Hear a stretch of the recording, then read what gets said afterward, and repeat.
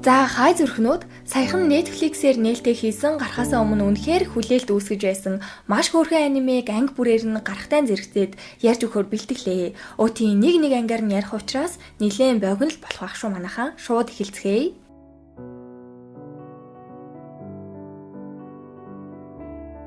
Энэ бол Кикё охидын хувийн сургууль боломжийн хүүхдүүд сурдаг юм шиг байлээ. Харин энэ бол Чидори улсын сургууль. Тэгэл зодоонуудын болж бүтгүй юм их сонсогддог гэхүү дээ. Хамгийн гол нь энэ хоёр сургууль яг харалтай байдаг. Охидын сургуулийн сурагчид Чидоригийн сурагчдыг бүр үзэж чаддгүй үнэхээр дургу гэхэд л болно доо. Нэг өдөр хоёр банд Чидори сургуулийн хүүхдүүдээс танаа сургуулийн өндөр шар үстэй гар хаана байна? Уулзаатай яриатай гэл. Ёстой томорж байна. Нөгөө яриад байсан өндөр шар үст нь хажууд нь ирсэн чинь баг уйлаад зугтаа явцдаг за. Тэгэхээр энэ Шарко бол манай гол дүр Кинтаро Чидори сургуулийнх. Цаадгыг чи ер нь хүмүүс амар гэсэн цуу яриа гарснаас болоод хүн болгон л баг айдаг гэхүү дээ. Жишээ нь найз охиндоо алгадуулаад таягдсан залуу дээр очиод санаан зовоод зүгээр өгшөн гэхтэл хариултгүй зугтдаг. Кинторог тийм л амар гэж боддtiin бинлээ. Найзууд нь бол үгүй л дээ. Сургууль руу явж байхдаа Кикё охидын сургуулийн хоёр охин зөрөгтөнийг алчуураа унгаагаад нэг нь юмаа унгаачлаа гэд туслах гэсэн биш. Чидори сургуулийн хүүхэд баг миний алчууранд хүрсэн учраас хэрэггүй олчлоо гэд их л муухай харцнаа. Кинтороо хичээлээ дараад гэрлүүгээ яарч ийна. Учир нь тэднийх Белоны газар ажиллаулдаг. Гэхдээ сургуулийнх нь мэдгүй. Хаяа гэрийнхэндээ тусалдیں۔ Ганцхан үйлчлүүлэгч байгаа болохоор битээ санаа зовоо гэл ээж нь Белоны кафега цаатганд чинь даатгаал явчлаа. Нэг үйлчлүүлэгч гэж хин болоо гэл сонирхоо чагаасан биш.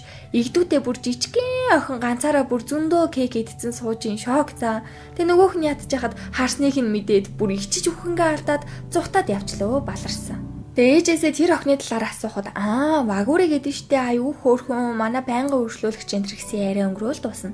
Чааваас маргааш сургууль дээр яана өөрөөсөө бяцхан жаахан амтныг айлгаа явуулчлаа. Өстө яаж хийж байгаад олж уучлалт гуух ухааны юм бодцсон.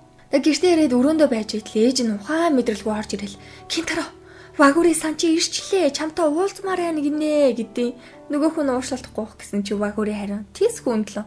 Өөрийнх чинь дайлмаар байна гэд өөрийнх нь газрын бэлугаар хөөхөн дайлаад за. Кинтаро зүгээр чи дуртай штэ чи идчих заа юу гэл.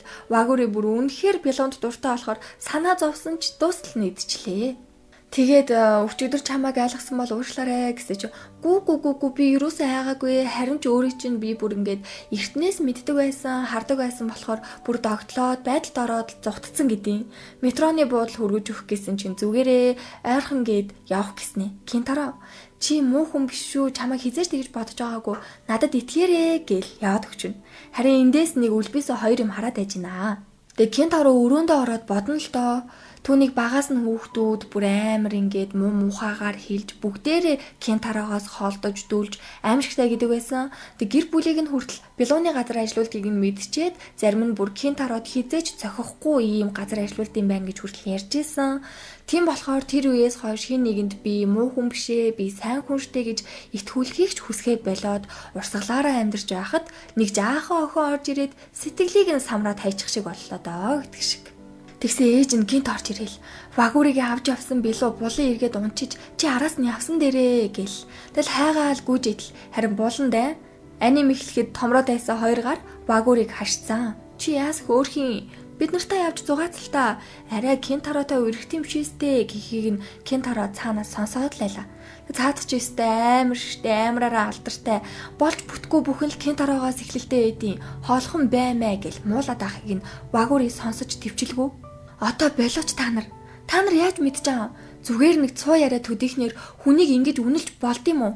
Нэг ч удаа харилцаж үзээгүй ээжэж хамныхаа зоргоор битгий түүнийг муу хэлээдэ гэсэн чинь нэг гар нь бүр яг вагурыг цохогч юм. Азар Кинтороо ирж хамгаална. Нөгөө хоёр гар мэдээж хараад сүлээ авчаал зүхтэн штэ.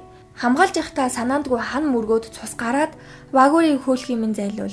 Бүр сандраад яана яах вэ цус гарч ийн зүгээр үү надаас л боллоо гэл санаа тавиад ямар тач метронд нь суулгаж өглөө. Явхаас өмнө би дахиад Бело эдгээр очноо Кинтаро тэр үед хамт идцгээе гэдэл арай л хөөрхөн царай гаргана. Кинтаро маань шүнжин вагурыг бодоод ч юм уу баг унтаж чадаагүй хамгийн түрүүнд ангидаа ирсэн вагурыг бодоод ээж идэл нөгөө талд байдаг Кикё охидын сургуулийн дандаа хаалттай байдаг хөшиг хөдлөх шиг гайхаад ховор тохиолдол штэ гэдэл ширтээд байж идэл. Тийм ээ. Вагури Бүр үнэхээр хөөрхөн.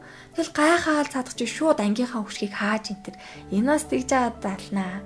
Догтлоод бүр яана эн чи одоо жаахан бяцхан охин байгаагүй мó Кикё сургуулийнх байсан юм штэ гэдэл үнэхээр гайхширсаар дуслаа. За манайхан тэгээд 1-р ангийн дуслаа. Ямар богинохын юм бэ энэ төр гэд уурлаад байдгийг шүү. Үндсэн аниме 20 минут. Тэгээ үйл явдлыг нь орхихгүйгээр л ярьлаа.